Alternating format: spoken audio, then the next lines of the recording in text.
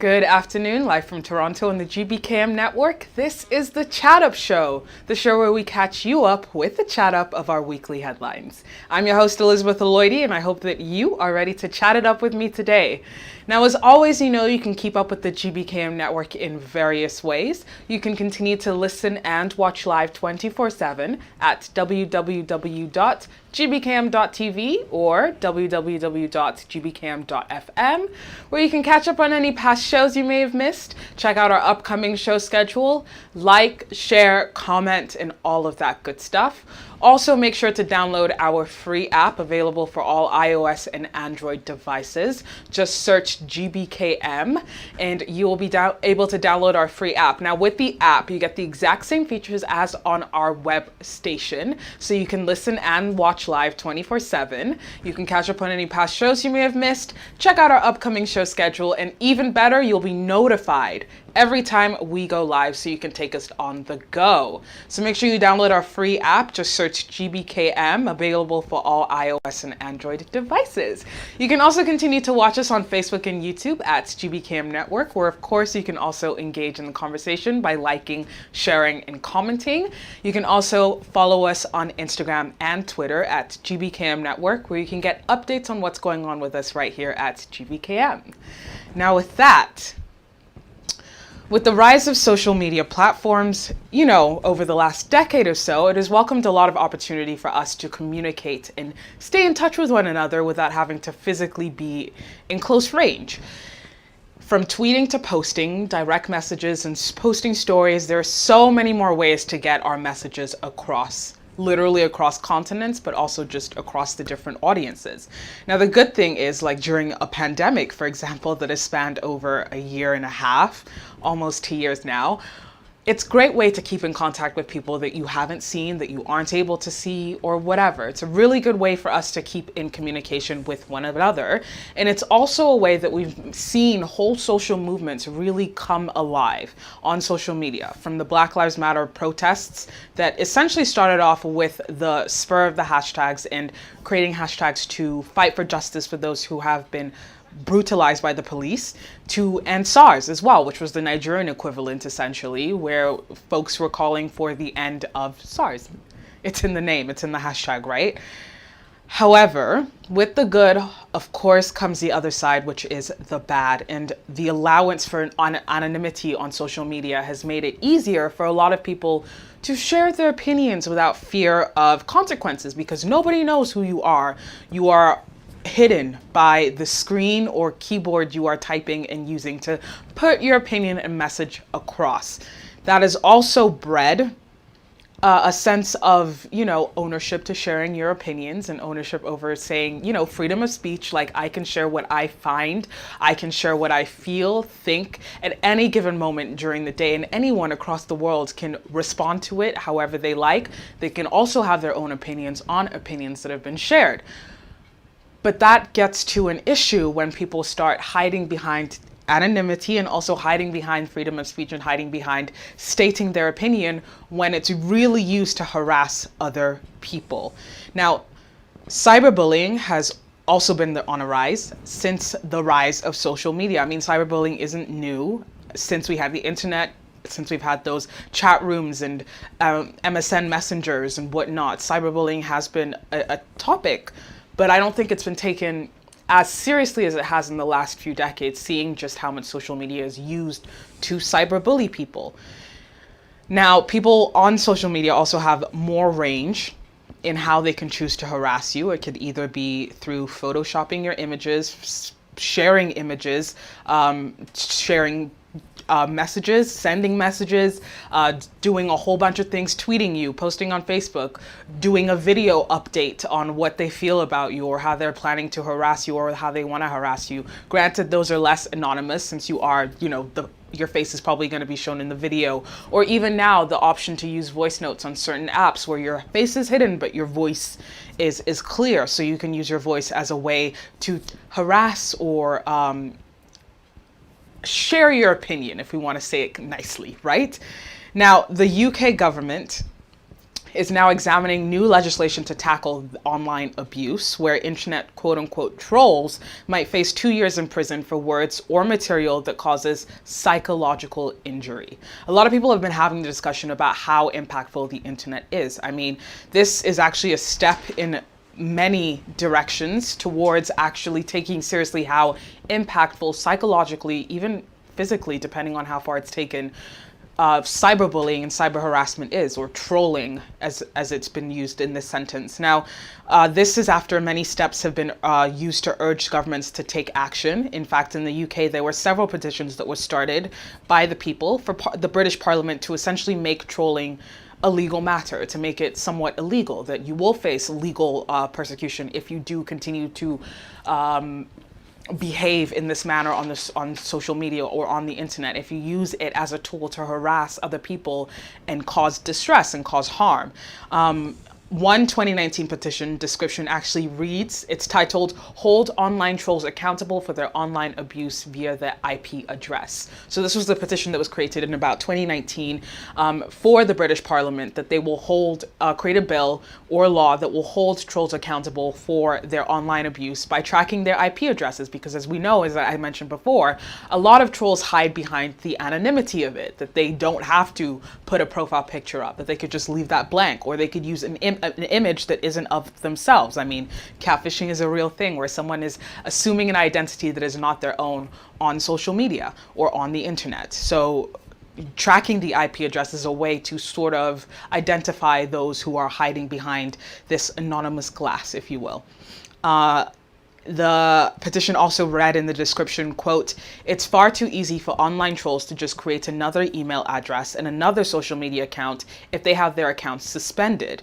However, if their internet service providers were required to block their access to social media and social media companies block their IP addresses, it will be far harder for them to get another account and continue the abuse," end quote. And honestly, if you do think about it, if the platforms are taking steps towards dealing with these issues, as it's mentioned, sure, you may get suspended on Twitter or suspended on Facebook or suspended on Instagram or TikTok. Your account may get blocked from posting for a period of time or completely. You can easily just create another email address that honestly doesn't really verify your identity in any way, shape, or form. It's not like to create an email address, you have to show a piece of government issue ID.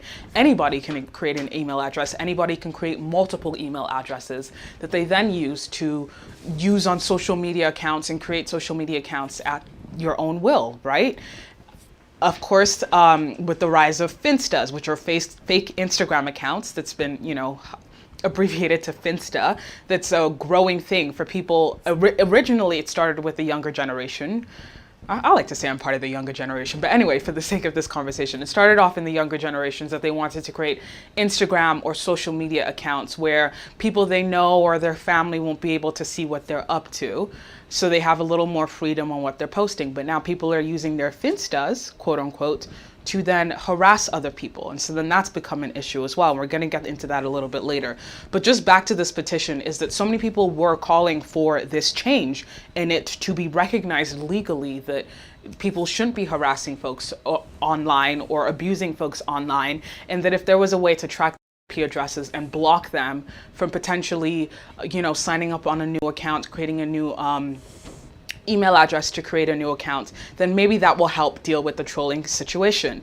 And the petition actually received 133,680 signatures out of the goal of 100,000. So it surpassed its goal. There was another petition that was also put up with similar sentiment that, the government needed to step in and make trolling essentially have repercussions for trolling, legally speaking. And that one had a goal of 100,000 and surpassed over 200,000 signatures. So clearly there are people who have been calling for the government to step in and take action. Now, the 2019 petition that I was referring to earlier actually received response from the government in September 2019, and the government said during the debate, quote, "Unacceptable behavior and content is far too prevalent online. The Online Harms White Paper sets out our plans for world-leading legislation to make the UK the safest place in the world to be online."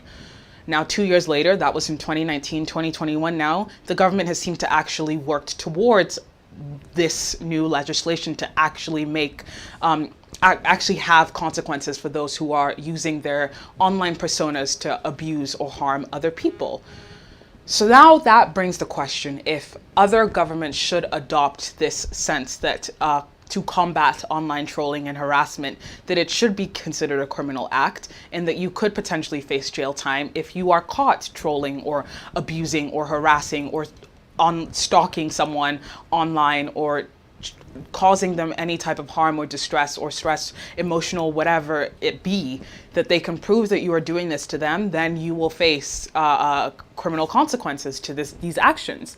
So we're going to talk a little bit more about how this kind of looked leading up in the UK, and then also discuss how it looks here in Canada. I mean, the UK is not the only country that's had an issue with it. Even statistics show that this is a problem globally, that this isn't just a Western issue or anything, that social media has been a great tool to connect different cultures. It's been amazing to watch how different people from different backgrounds have been able to connect using social media platforms.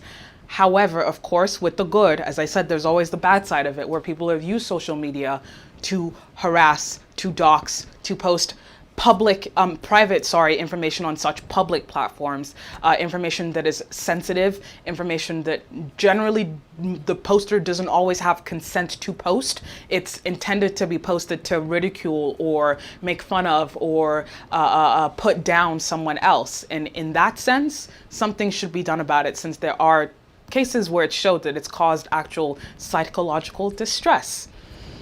So trolling, I've been mentioning trolling.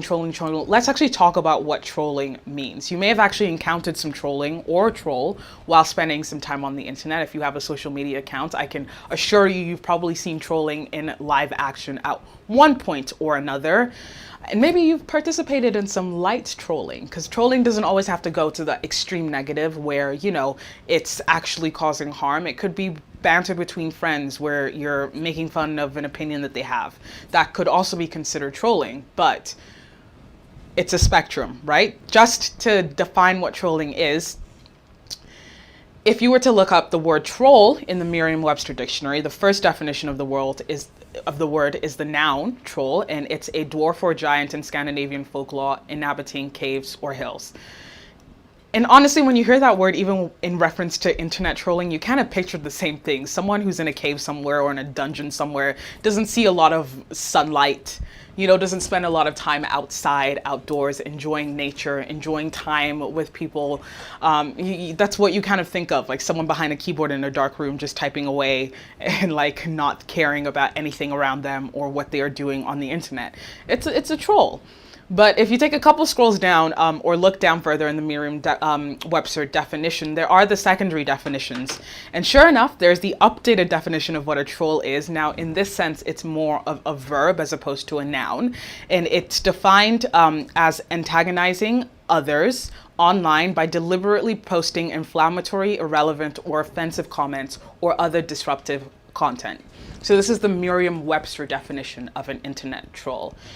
It can also be done because, you know, you genuinely want a healthy debate, or because the troll simply enjoys winding people up. So maybe someone who likes to play quote unquote devil's advocate, you know, they want to show the other side of an argument, or they know that taking another stance in the debate will kind of get the person that they're debating with a little more heated in the arguments. They're doing it just for fun, just to wind you up, just to get a little bit of a rise or a little bit of a reaction out of you.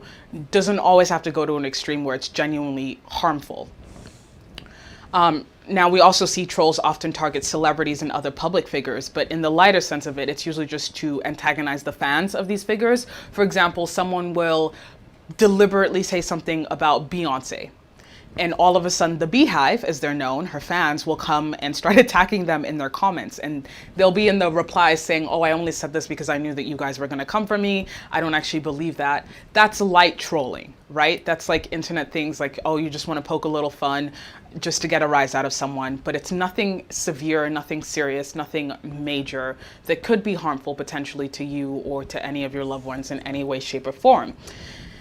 So these are the more innocent situations, as I mentioned, someone playing devil's advocate in a debate just for the sake of having a debate. Now, where internet trolls will make deliberately cruel racist, homophobic, or sexist comments, or even go as far as to tell someone that they should end their life, just to antagonize or get a rise out of people, or just to say like, well, this is just my opinion, or just to get it out of them because they have whatever pent up emotions or opinions about that certain person. That is where it starts getting a little darker with the trolling.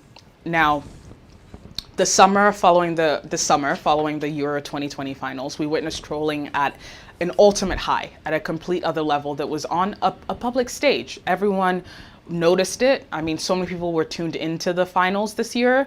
So many people were watching the literal finals. You know, so many people were watching the Euro 2020 games, and then people were watching the finals, especially between England and Italy. Now, following the defeat to Italy in the final, England players Marcus Rashford, Jadon Sancho, and Bukayo Saka were racially abused online, not just online, in the streets. There were riots. Honestly, I'm sure some of us saw the images on social media as well, but that were being publicized and shared around. It was a lot of emotion after the finals, and they took it out on these players mostly because they were the ones that had essentially missed their shots in the penalty shootout against Italy. At the time, Marcus Rashford, Jadon Sancho, and Bukayo Saka were 23, 21, and 19 years old respectively.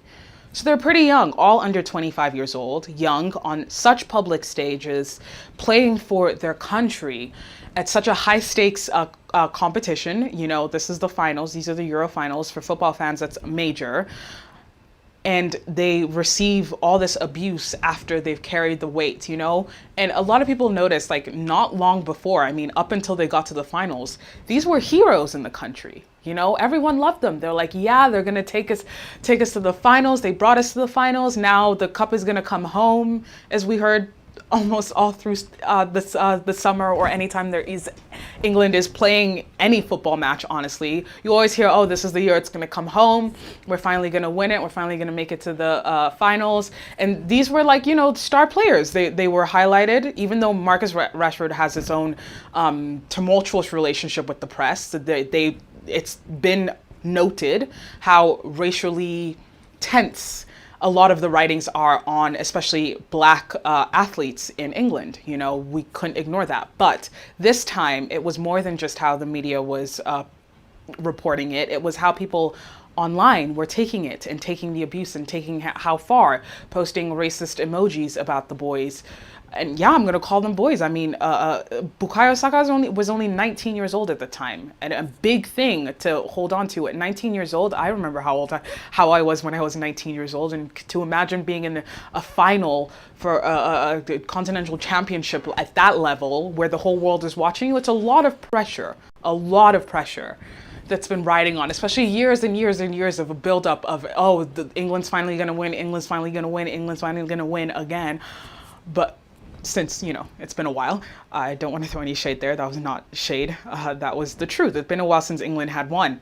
So there was a lot of tension there already. And people really took it upon themselves to share how they felt, use their freedom of speech to go online and hurl abuse essentially at these three players. Now, a report from Twitter following the finals said that Twitter removed more than 1,900 racist, abusive tweets directed at the players.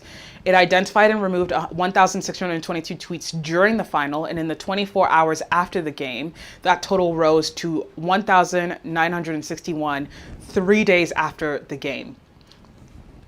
So that's how many tweets they had to remove. That Twitter just removed. That doesn't mean that it was all the tweets that were out there being, you know, it was all the tweets that were abusive towards these players, these athletes that were removed off Twitter. It was just the ones that Twitter found that were violating their guidelines, you know, and used terms and conditions, if you will, and they decided to remove those. 1,961 in total tweets removed by Twitter 3 days after the finals, okay? Twitter also said that the UK was by far the largest country of origin for the abusive tweets in the night of the final and the days that followed. But of course, there were other countries as well. Now, following the internet abuse cases involving sports journalists and the football players, the Department for Culture, Media and Sports had adopted suggestions from the Law Commission to base offenses on probable psychological injury. So basically okay, now is the time that you actually do have to take a stance and uphold what the Law Commission had suggested, that this could cause probable psychological injury.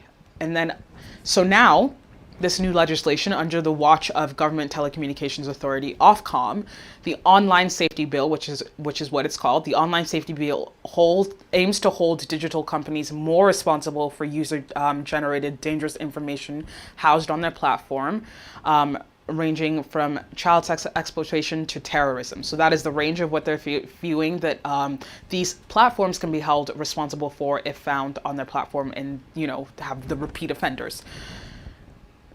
However, the Department of Culture, Media and Sports is contemplating accepting the Laws Commission proposal that often offenses be based on probable psychological injury. Now, it's going to use similar offenses that currently exist within the law, but convictions focuses on whether the content contains indecent or grossly offensive material, was what the scope was. And now it will move attention away from the indecent or grossly offensive content scope and towards messages that have harmful effects. So if they find that these messages or content could have harmful effect or probable psychological injury, then you could be subject to up to 2 years in jail if you are found criminally guilty. Now, Culture Secretary Nadine Dorries is said to be planning to add these offenses to the bill that will be debated in Parliament next month. So as of December, hopefully Parliament will be debating this new bill. The bill's present version focuses on frightening social media corporations with fines of up to $24.6 million if they fail to combat the issue or combat the abuse. But modifications may result in individual users being punished on a far greater scale. So not only will social media platforms be fined, then also the independent and individual users who were, spewing the abuse will also face their own consequences. So companies like Facebook could be hit with large fines for failing to comply with this new bill.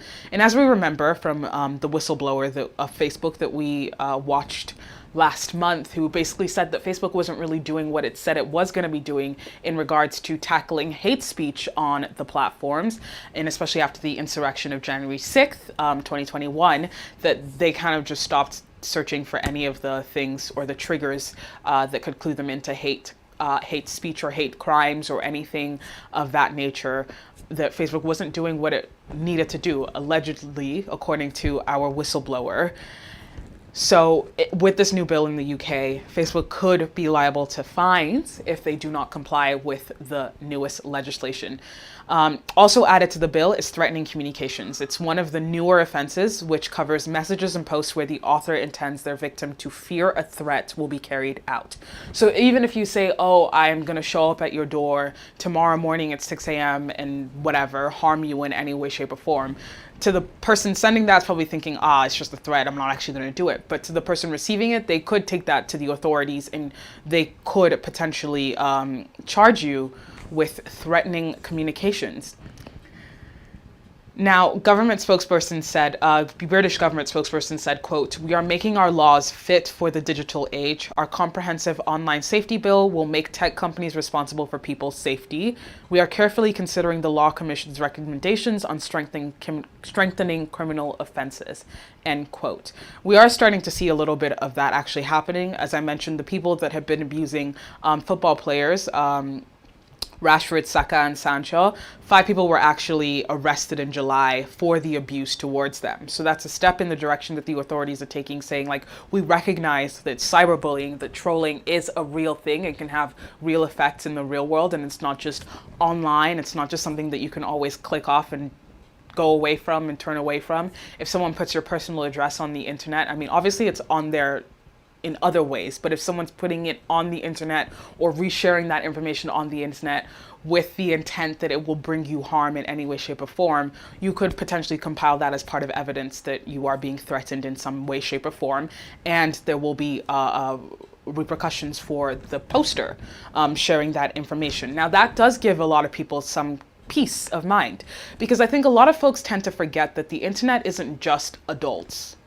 whose frontal lobes have completely formed, who can deal with the emotions of being doxxed, who probably have the support systems that they feel that they can open up to, who can afford to have support systems that they can open up to, i.e. therapy. If anything does get out of hand, that they're more likely able to deal with it. Not to say that it doesn't get to a point where some people are not able to deal with it.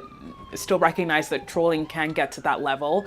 But we also need to remember that it's not just adults using these platforms. It's not adults using these apps. It's not just adults who are receiving abuse from other adults. It's also underage folks. It's also kids who are under the age of 18, which is considered adults in most cultures. It's teenagers as well. And you'll find a teenager who will be getting doxxed by a 50-year-old in the middle of middle America, and they're trying to dox a 15-year-old in England. Like, the digital age kind of surpasses space and time, right? You can be anywhere all at once now with technology. So it's easy for someone to forget that they're maybe engaging with a child or a minor, and they could potentially put information out there that holds them liable to defamation or holds them liable to threatening communications. And now this is kind of a warning to folks that it's happening in the UK. It could easily happen here as well, where there are laws put in place, that there are bills that could potentially be passed that would make that criminal activity, and you could face jail time. That is the step that we're walking towards. I mean, cyberbullying and trying to combat cyberbullying is nothing new. I mean, if we remember former First Lady Melania Trump, that was part of her platform, is that she wanted to combat cyberbullying because of how it was impacting teenagers these days, because of how much it was impacting self-esteem and social communications between teenagers, that some kids these days don't know how to communicate with one another because of the social age, because of how easy it's been to cyberbully someone, because of how easy it is to hide behind anonymity online and you can say whatever you want. This isn't anything new. Just how our governments are dealing with it, it's slowly catching up with the age and catching up with the understanding that this is now a new form of communication. That if someone calls your house and keeps making threats that they're going to come and murder you, granted, you could probably have your phone tapped and the police could investigate that. Now you have it in black and white paper trail that you could just screenshot whatever tweet or the DM or direct message inbox, whatever that you're getting from someone, or a stranger, or even worse, someone that you may know who's hiding behind anonymity to abuse you or harass you. So these are just steps that some folks are, some governments are taking, especially in the UK, to combat these issues. Back in October 2016, the Crown Prosecution Service, so the CPS, introduced laws that could see those who create derogatory hashtags or post humiliating photoshopped images could potentially be jailed. So this was kind of added to the CPS's laws regarding online abuse and hate speech, essentially. This is categorized as inciting people to harass others online, known as virtual mobbing, was also among the offenses included in the guidance, or baiting, when someone is humiliated online by being branded as promiscuous. That's also mentioned in the guidance. Recently, the CPS also announced the launch of a hate crime consultation, issuing a series of public policy statements centered on combating crimes against disabled people, as well as racial, religious, homophobic, and transphobic hate crime. So the director of public prosecutions, Alison Saunders, said, quote, "Social media can be used to educate, entertain, and enlighten. But there are also people who use it to bully, intimidate, and harass. Ignorance is not a defense, and perceived anonymity is not an escape. Those who commit these acts or encourage others to do the same can and will be prosecuted." Now, of course, some people will worry that these new guidelines or on social media pose a threat to our freedom of speech, freedom to say what we want, freedom to criticize things that, we don't want to criticize. And some may say that we're spoiled and that not everything needs to be said. You don't need to share your freedom of speech at every opportunity, especially when it is going to harm somebody else. You telling somebody that they should end their life is not freedom of speech. That's a threat. Like that's harassment. That's abuse. Like you shouldn't. That's not under the umbrella, I'm sure, of what we thought that freedom of speech would encompass, what it would include. Now, CPS has since updated the 2016 regulations as recently of April this year, including the latest changes to the guidelines. So regulations against online activities like doxing, which is the publishing of a target's personally identifiable information like home address and bank details, or even posting someone's cell phone on the internet for them to then receive abusive messages from strangers as well, saying like, hey, this is what their email is, or their place of work is, or their home address is, or their personal telephone number is. Go and abuse them or harass them. That is also included. That's part of the doxing. And then of course trolling, which they've defined as the act of deliberately inciting negative reactions or responses from others. So this is what is included in the CPS's regulations on what could be what you could be charged with if you are seen doing these activities on social media, hiding behind anonymity, which they say is not enough for you to feel emboldened enough to threaten or abuse someone online in the sake of, keeping your identity hidden. You're going to then put someone else's on blast. Not anymore, according to the CPS. Now, in Canada, of course, the government has also taken its stance in some ways against cyberbullying. Now, we are going to go on a quick break, but when we return, we're going to go into a little bit more about how it's looking locally for us here and how our government is planning on tackling cyberbullying. Stay tuned. Do you want to be your own boss and make income or extra income with flexible schedule? Welcome to Keenan Courier. Keenan Courier works as a marketplace platform connecting customers who need something delivered with drivers that are willing to serve them. Courier with any vehicle, better trip allocation, and cash out your earnings whenever you want. Download our driver apps today to sign up.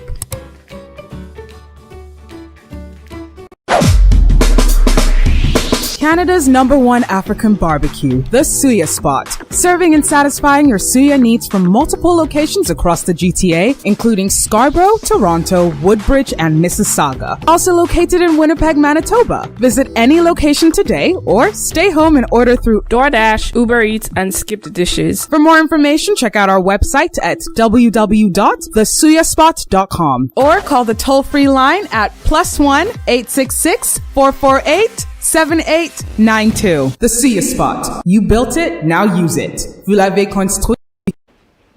Hello and welcome back to the Chat Up Show. I'm your host, Elizabeth Aloydi, and today we're discussing whether more governments should adopt the idea that trolling or cyberbullying should be criminally reprehensible. You should be charged criminally for trolling someone online. Now, in Canada, the government website actually warns of the legal implications of cyberbullying. It's right there for you. You can go look it up, canada.ca. And it says that cyberbullying hurts other people and can change lives. Quote, some of the actions taken when cyberbullying occurs can also be against the law. Cyberbullies can face jail time, have their devices taken away, and may even have to pay their victims. I'm going to talk a little bit about the precedent that we have here in Canada a little bit later. But the possible criminal charges is dependent on the conduct of the cyberbully. So those involved could be charged with the following offenses under Canada's criminal code. So if you are in Canada and you're considering, wanting to cyberbully a little just for fun, don't do it because it's not fun and you could actually face jail time. So what could be considered part of the cyberbullying is sharing intimate images without consent. Now, there is special emphasis on the legal implications of sharing such images. The government's website says judges have the authority to order the removal of these images from the internet. Anyone convicted of distributing an intimate image without consent could face serious legal consequences. For example, they could be imprisoned for up to 5 years. Their computer, phone, or other device used to share the image could be taken away, and they could be ordered to pay the victim back for the costs involved in removing the intimate image from the internet or elsewhere. So before you want to go and share a picture that your friend sent you of someone else, you know, in an intimate setting or not in something that you want to be seeing on public platforms, especially when it's not your image and you do not have the consent of the person in the image to post it, you could be faced with jail time, having your devices confiscated, and paying essentially a fine or paying restitution to the victim for the cost of having to get the images removed. I mean, a lot of us think, oh, I wouldn't do that. I don't know anyone who's done that. For these to be a law, it means that someone has done it before, because they continuously are amended. I mean, we saw with the UK that in 2016, there was a certain thing that the CPS has added. And now in recent times, this year even, they had to re-amend it to account for the way these digital spaces are being navigated by cyberbullies. So if you're thinking, oh, I wouldn't do that, why is this a thing? Like, if you don't want pictures to be shared, don't share them yourself with people that you don't trust. However, in the time, we can't, that's victim blaming, first of all, because someone sharing an image one-on-one does not give the receiver the right to share it publicly with thousands of other people and strangers that don't even know them or the person in the image as well. It's one thing to share it between you and the person who's in the image. It's another thing to then broadcast and post that on social media, i.e. images like the Tiwa Savage video that a lot of people were talking about a few weeks ago. Those types of things, in a lot of places, you could face jail time for that. And one of those places just happened to be Canada. That if you're caught doing something like that, and it can be traced back to you, again, because of anonymity, they could trace your IP address, and they can find out who it is that's sharing this content, and you could face jail time. You could face having to pay restitution, pay fines for this sort of harassment, because that's essentially sexual harassment if you think about it. Plain and simple. So sharing intimate images without consent could land you in jail. Criminal harassment, of course, if you're incessantly harassing someone, sending threats, uttering threats, intimidation falls under like blackmail even too. Obviously, blackmail is illegal, and it's even worse if you're putting it in writing, because now it's easier to prove that you were trying to blackmail someone or extort someone for anything. Mischief in relation to data, trying to corrupt in some way, or hacking, unauthorized use of computer, identity theft. I mean, honestly, let's think about it. The cyberspace is becoming one of the largest uses for business these days, to conduct business, for personal use, everything. So much is happening on the cyberspace. So much, even legally speaking, is happening on the cyberspace. Hush Puppy, who was arrested because of his cyber crimes, essentially, is what it was. It wasn't that he was physically robbing people, but he was using the internet and technology to do that, to defraud folks of their money. How was he caught? Social media posts. Generally speaking, folks, it wasn't adding up based on the income that was projected for him and his team and what he was posting on social media. Then was extradited from Dubai to the United States because of such things. So we're thinking, if we keep using the argument that social media isn't a real place, it's just the internet, it's not real life, you can't take it seriously. If someone is trolling you or harassing you, just shut your laptop, shut your phone, shut your eyes from it, block them, delete them. Sure, in a perfect world where these things will not follow you around and it's not the internet where everything lives forever, you could say, close your eyes and it will be good. But that's not always the case. And these sort of things do have consequences outside of just social media. Even if it's just internally, the psychological distress you could face from having someone put your personal information online, put your personal address online. Now you're worried that someone's going to show up at your home, which is supposed to be your safe space, in the middle of the night and try to harm you in some way. That's a worry. That's distress that you're being put under. It's emotional distress that you're being put under because someone thought it was funny to send you a few messages like, hey, you better sleep with one eye open tomorrow night. And you always hear it like, oh, don't believe that. They're just talking. They're just talking. Sure.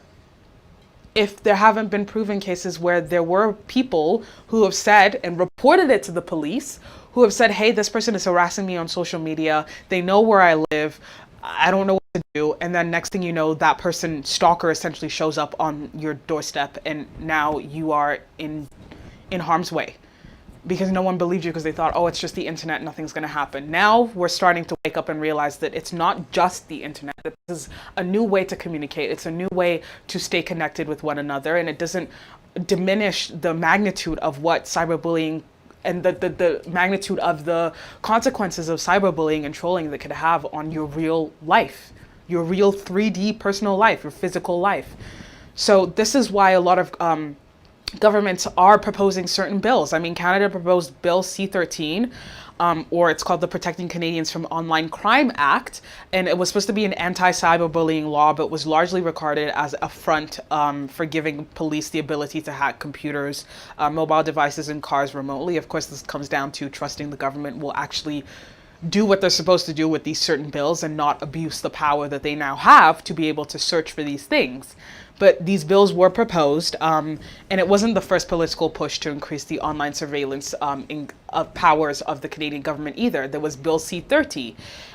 This was the Protecting Children from Internet Predators Act, and it was the first attempt to rapidly expand online surveillance without the need for a warrant, so that they wouldn't need a warrant to search certain things because it was happening on the cyberspace. Now, this bill was dropped in 2012, but as recently as 2020, Prime Minister wrote a mandate letter to Attorney General, which required him to develop legal remedies for victims of hate speech and to combat online hate and harassment.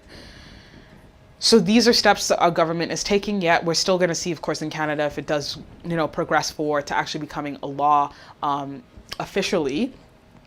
But according to the government's website, you could still be, if with the proper, evidence, according to the categories that were given on the Canadian website. For example, sharing intimate images without consent, criminal harassment, false messages, indecent or harassing telephone calls, incitement of hatred, defamatory libel or public incitement of hatred, offense against the person and reputation, those things. If it's found to fit within those subheadings or headings or brackets, if you will, just because it happens online does not mean that you can't be found guilty and criminally charged, of course. So we are seeing changes in our governments, but there are lawyers and law advocates who feel that there's a little bit too much leeway within the messaging under these laws that need to be, reworded a little bit to fully fit the scope of trolling and cyberbullying. So there are certain ways that the laws could be amended. For example, stalking. The existing stalking laws, also known as criminal harassment, are intended to prevent in-person following, watching, communicating with, and otherwise engaging in threatening and fear-inducing conduct. And a jail sentence for this is up to 10 years, so that's possible. But instead of it just being in person, that it should also include online stalking as well. That if someone keeps popping up and trying to communicate with you after you've told them, I do not want to communicate with you, after you've blocked them, and they keep making new email addresses to try and follow you or stalk you or stay in your life in some way, shape, or form, but you've taken the necessary steps of muting, blocking, deleting, removing, disengaging, or whatever, but they keep doing it. Why can't that be categorized as stalking as well, just because it's happening online, right? And then there's another one, the Federal Criminal Code, which this actually adds online stalking conduct as an criminal offense. For example, in Manitoba in 2016, the provincial offenses, for provincial offenses, when it became the only jurisdiction in Canada to include using the internet or electronic means to harass or threaten the other person. So Manitoba became the first province to really take that on and include that in part of stalking, and that this is something that should happen across Canada. While it is a criminal code offense to repeatedly communicate either directly or indirectly, the word indirectly itself is not sufficient to enable the current law to be used to prevent online stalking. That you'd have to really, really argue that this is direct through way of the internet. Also, hate crimes. Since 1970, Canada has prohibited hatred on the basis of color, race, religion, or ethnic origin. By 2017, the definition of identifiable groups was expanded to include sex, sexual orientation, gender identity or expression, as well as age and mental or physical disabilities. Now, and incitement of hatred was also added as an aggravating factor for sentencing purposes. if there was evidence that the offense was motivated by bias, prejudice, or hate based on race, national or ethnic origin, language, color, religion, sex, age, mental or physical disability, sexual orientation or gender identity or expression, or any other similar factors. So that was then added on in 2017. Now, the 2017 changes included for the first time misogyny, or what is called dislike or contempt for or ingrained prejudice against women. So that was also included within the 2017 amendments. Now, the language currently used in the criminal code does not clearly prohibit online hate crimes. While the public incitement of hatred includes communicating statements in any public space, the actual definition of communicating is too vague. It's communicating by telephone, broadcasting, or other audible or visible means.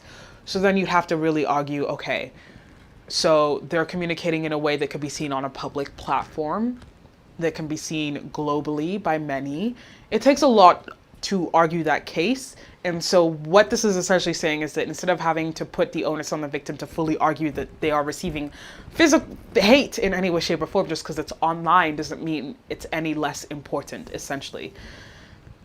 Defamation also. Now, the hatred that's expressed online may also be defamatory and affect the victim's reputation, but that would not be considered a crime. One could sue in civil court where defamation cases are tried by a jury. Now, the remedy, of course, is paying the monetary damages, which have to be proven and then collected. So you'd have to go through of course, it all comes with proving and having the evidence to prove what is being said, right? While there have been a few cases where such abusers have been ordered to pay substantial damages, I do actually have an example of that. However, there is a crime called defamatory libel. It applies mostly to defamation published in newspapers and is defined as a matter published that is likely to injure the reputation of any person by exposing him or her to hatred, contempt, or ridicule, and it exposes the perpetrators to 2 to 5 years in jail. So if they could find the defamatory libel, you could spend time in jail, essentially, if they can find you guilty of that. But still wanting to include the language where it includes online defamation as well. It's not just what's printed in the media, also what's printed on social media, which is also another form of media that we often like to forget. And then, of course, the whole case of anonymity. In order to make these changes more effective and a deal with the trolls, that a ban on anonymity should be placed on the internet. Now, this isn't just Canada. In the UK, there was a suggestion that maybe, to make a Twitter account, you might need to show some form of photo ID to prove that it is you that is creating the account and will be using the account, so that you can't create an anonymous account on social media to then, spread hatred and spew hatred or incite hatred and abuse for other people. But, that didn't really go anywhere. There wasn't much traction with that. And Twitter found that it won't be easy to really do that because anyone can fake an ID to create. Fake IDs have been around for so long. We're seeing it with the fake vaccine passports as well in the United States. Somehow the system can be rigged, or somehow the system can be find loopholes within the systems, but just having ways that you could remove anonymity, whether that means that IP addresses will be traced once a report is being put in or a report is filed about online abuse, that IP address is then traced to find out who is behind the screen. Just cutting away from being able to be anonymous and abusing someone and saying all you want to say, talking about whatever you want to say, telling someone however you feel that they should live their life or what they should do with said life, whether they should live said life, even going that far, posting content that's intimate, that without their consent as well, that these things should not be allowed to be done with anonymity as your superpower. Because that's essentially what emboldens a lot of people to say what it is and use the freedom of speech, is because they know they're probably not going to get caught, that their friends and family won't know, or people on the internet won't know who they are and won't be able to then retrace and look up their own personal information to then dox them back. A lot of the time. It doesn't always happen that way. Identities get found out every day because human beings aren't always that, detail oriented, if you will, that they'll use the same username across all social media platforms, making it very easy to find who you are, or they'll use the username and they have the same email signed up with all of their social media platforms. And even though they don't have a profile picture up, just from the email alone, you could probably figure out some of their identity. You know, not everyone is that technologically savvy to be able to hide their identity that well on the internet. So there will always be a way to find you. It's just about making it necessary and actually part of the law that, you know, those resources will be used to help combat cyberbullying and trolling. Now, in Canada, there's actually precedent of a cyberbully, someone who was cyberbullied taking their anonymous bullies to court and winning. In 2020, lawyers Sarah Erskine and Shannon Bennett sued anonymous trolls in Ontario's Superior Court. Their clients were Theralays Technologies, Roger Dumoulin-White and Christina Hachev, and they were successful against 10 John Doe defendants. So 10 anonymous defendants that they took to court. And in the January 13th decision of 2020, the Justice Frederick Myers found that judgment can issue against the defendant despite the fact that the plaintiffs and the court do not know the defendant's name. Basically saying that, yes, they have to pay you, even though we don't actually know their identity. Of course, because they didn't know their identity, the payment part would be difficult. But one thing that this really did bring up is that with sufficient evidence and effective counsel in Canada, you could technically take your trolls to court, whether you know their identity or not. This is the precedent that you could probably, you know, rely on in the future to say, hey, this is a case that was won in favor of the plaintiff, and if they could win it against 10 anonymous trolls, and maybe you're just bringing your one anonymous troll to court, then you could use that as part of your defense or your argument. In fact, the lawyer Erskine actually says the decision could provide useful precedent in multiple areas of the law. For one, she says it will likely cause people posting anonymously to think twice about if they will stand behind their postings if they have to come forward and defend them. Could you imagine you have a trolling account online that you're using to harass a myriad of people, and one of those people decided to take you to court, and now you have to sit in front of a judge and say, yes, I told them that they don't deserve whatever it is, or they don't deserve their life, or that they are the worst, or that I'm going to stalk them or harass them or harm them in any way, shape, or form. And you have to stand behind that. And whichever random username that you thought no one would ever be able to track your identity with, you have to stand behind and say, yes, I love cats 29 tweeted on December 29th, 2021 that so-and-so should go run it in front of traffic. Sorry, trigger warning. Something like that. Now you're standing in a court of law and having to say like, oh, you can't lie, so you can't say that you didn't do it, right? Because, you know, you're gonna be in trouble as well. But now you have to sit there and defend that sort of things. Like, think twice before you're going to send that to someone thinking that you're anonymous, because the way technology is now, yeah, it was easy for you to create a bunch of anonymous social media accounts, but it's just as easy for a tech company to then trace your IP address and find out that you live in your mom's 3-bedroom basement and you're like 50 years old or something. I don't know. Like any of those things. Like you think that your identity is hidden, and yet here you are being put on blast in the court of law. And though in this case, all 10 of them, it's a lot, all 10 of them, and this was a company essentially taking these people to court, but all 10 of them were found guilty, and they were all ordered to pay $10,000 or more for each of them in monetary restitution because they were found guilty of trolling. So just because you think you can be anonymous, you too could be found guilty of trolling. So next time you think about trolling, think twice. And it's easy, as I mentioned, to say that you should just ignore it and that you shouldn't, think about it. But if we're thinking about how many people, it's not just one person potentially doxing someone or harassing them. It's hundreds of thousands of strangers that probably don't know you from Adam or Eve who are telling you what you should do about anything in life. They're giving their personal opinion, as they like to say, on your life. In fact, global humanitarian organization Plan International conducted a survey called State of the World's Girls Report from April to May in 2020. It involved 14,000 women aged 15 to 25 from 22 countries, including India, Brazil, Nigeria, Spain, Australia, Japan, Thailand, and the United States. And the survey highlighted that 58% of the respondents accepted having faced online harassment or abuse on different social media platforms such as Facebook, Instagram, Twitter, WhatsApp, and TikTok. Mind you, 15 to 25 years old. 15 to 25 years old, that 58% of them had received online abuse. The percentage of affected women was similar for different regions around the globe. The report also found that in Europe, 63% of girls reported harassment, followed by 60% of girls in Latin America, 58% in the Asian Pacific region, 54% in Africa, and 52% in North America. Above average. Majority of girls between the age of 15 to 25 in these 22 countries, out of the 14,000 of them that were surveyed, received harassment. 15 to 25. 25 is when they say that your frontal lobe is fully developed. So just keep that in mind.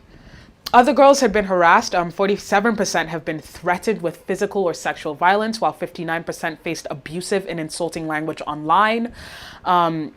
Of the girls who were harassed, 42% of the girls who identified themselves as LGBTQ+, 13% self-identified as having a disability, and 37% identified themselves as from an ethnic minority, said they were harassed because of those identities.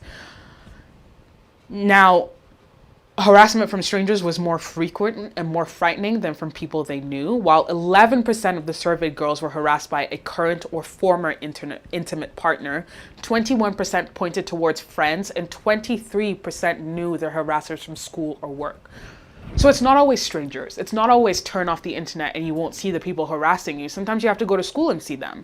Sometimes you have to go to work and see them. Sometimes you have to sit across from them at the dinner table because they're your family. It's not always strangers that are doing this. It's also your people that know you personally.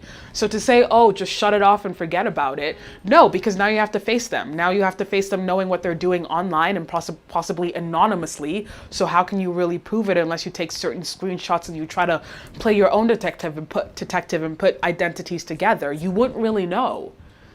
There are so many cases of high school girls cyberbullying their own friends, and then when asked about it, it was, oh, I was jealous because she was getting more attention than me, so I felt that it was necessary to bring her down a few pegs, but then it led to her now self-harming or having low self-esteem issues.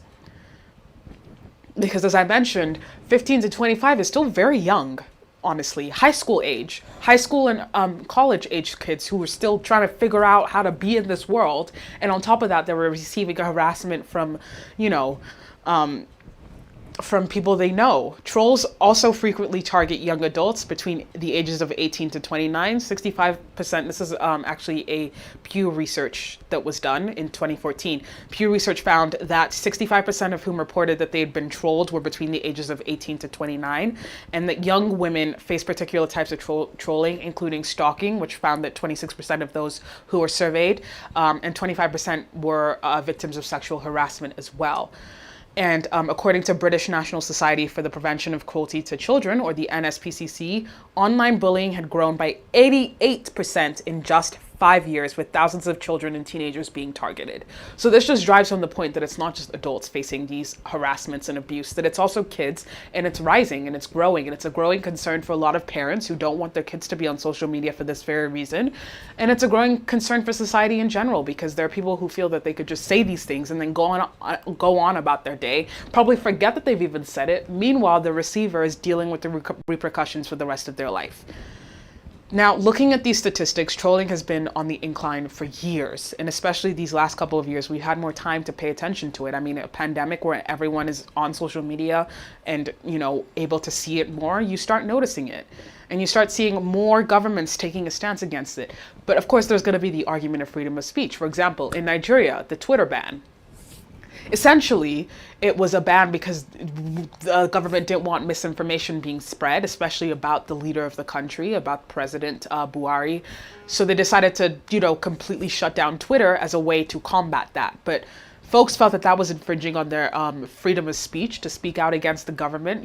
As we know, the NSARS protests largely started as a social media movement.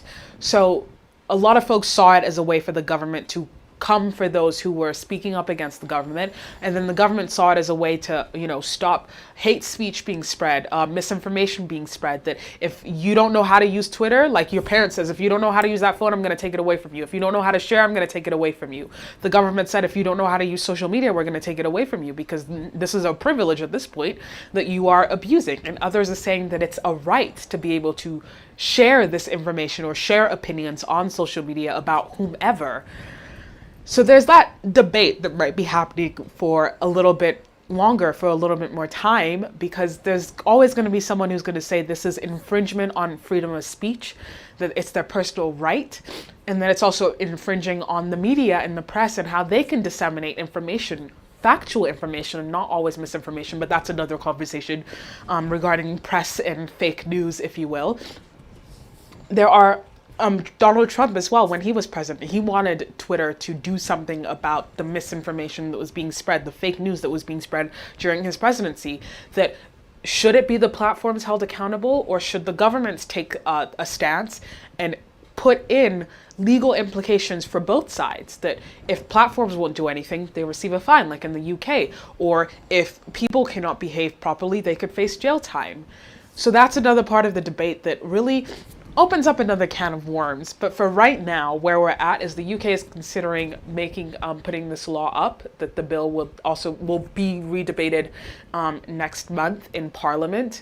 Here in Canada, it looks like we're taking steps towards recognizing why cyberbullying needs to be included in the laws and regulations that are already in place. And just these different things that, our governments can do to protect those who are victims of this harassment and abuse without infringing on freedom of speech and personal rights to share your opinion. It's the fine line between what's your opinion or what is harassment, right? With that actually concludes our Chat Up show for today. As always, it was so nice chatting with you. You can keep up with us at the GBKM network in various ways. You know that you can continue to listen and watch live 24/7 at www.gbkm.fm or www.gbkm.tv, where you can listen and watch live 24/7, like, share, comment, all of that good stuff. Also, make sure to download our free app that's available for all iOS and Android devices. Just search GBKM now and you can download the free app, so you'll be notified every time we go live and you can take us on the go. Make sure you continue to catch up with us on Facebook and YouTube at GBKM Network, and on Twitter and Instagram at GBKM Network as well, where you get updates on what's going on with us right here at GBKM. You can also follow me, your host, on Instagram and Twitter at TIS_Liz_O. And I will see you same time, same place next week. Take care.